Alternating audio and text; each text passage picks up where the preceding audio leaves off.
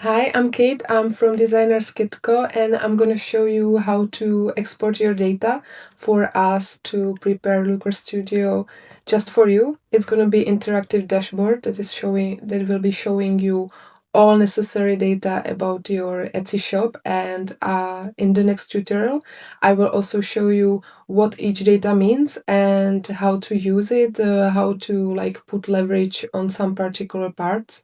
For example, for the first orders, multiply orders, or how you will also see the cities and states from which people are ordering the most. So I think it's going to be very helpful for you in general.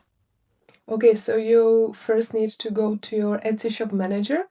You will go to the settings, and in the options you will see the download data.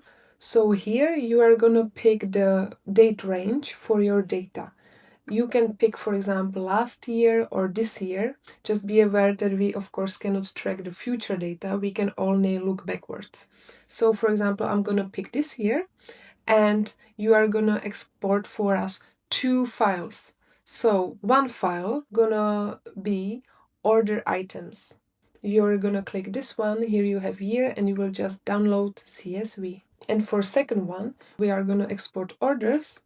Again, I'm going to pick the same year, and we will just export it.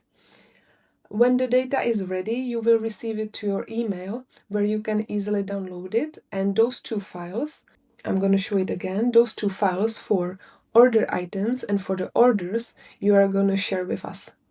That's it. Thank you.